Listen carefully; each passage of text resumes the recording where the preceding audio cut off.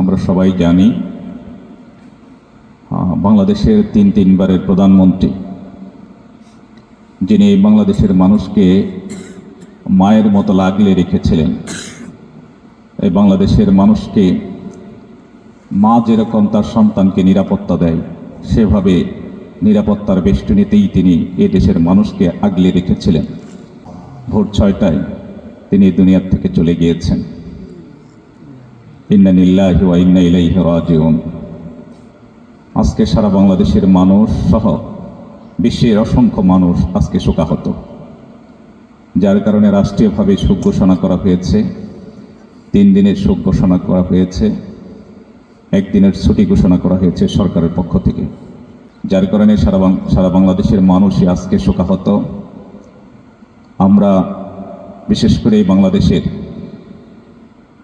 রাজনৈতিক অভিভাবক হারাইলাম। আমরা বাংলাদেশের একজন নির্ভরযোগ্য মানুষ, যাকে সকল দলমত তাকে সম্মান এবং শ্রদ্ধার সাথেই তাকে স্মরণ করবে। তার জীবনটা শুধু সংগ্রামী জীবন নয়, বরং হৃদয় বিদারক তার এই সময়টুকু তিনি কাটিয়েছেন। তার চোখের সামনেই তার স্বামীকে হারাতে হয়েছে, তার সামনেই চোখের সামনে তার ছোট সন্তানকে হারাতে হয়েছে, তার চোখের সামনেই তার বড় সন্তানকে নির্মমভাবে নির্যাতন করা হয়েছে। এত কিছু সহ্য করেও কিন্তু এই দেশ থেকে তিনি চলে যান নাই। তিনি সর্বশেষ পর্যন্ত তার চিকিৎসার জন্য কিন্তু বিদেশ যেতে তিনি রাজি হন নাই। তাহলে তার এই দেশ এবং দেশের মানুষের প্রতি তার যে ভালোবাসা, এই সকল দিকগুলো কিন্তু আমাদেরকে স্মরণ করিয়ে দেয় যে এ দেশের প্রতি তার কতটুকু মায়া, কতটুকু মমতা, কতটুকু ভালোবাসা তার এই দেশের প্রতি।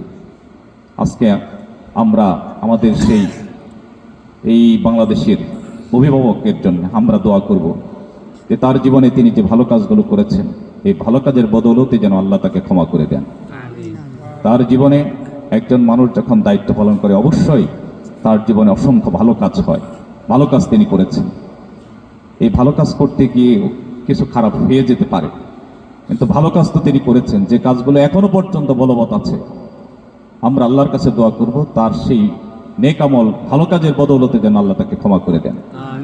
তার জীবনের যদি কোনো ভুল ত্রুটি হয়ে থাকে, সারা দেশবাসীর সহ আজকে এখানে আমরা যারা বসেছি, এখানে সবাই ধার্মিক মানুষ, আল্লাহওয়ালা মানুষগুলো আমরা এখানে বসেছি। আমার বিশ্বাস সারা বাংলাদেশের মানুষ আজকে চোখের পানি ফেলে তার জন্য দোয়া করছে।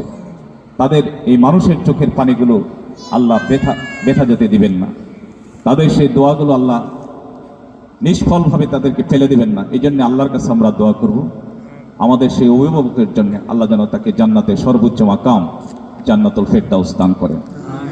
সেই সাথে তার পরিবার পরিজন, রাজনৈতিক দলের নেতাকর্মী যারা আছে, তাদেরকে যেন এই শূন্যতা পূরণে তাদেরকে যেন ধৈর্য ধারণ করে আল্লাহ তৌফিক দান করেন।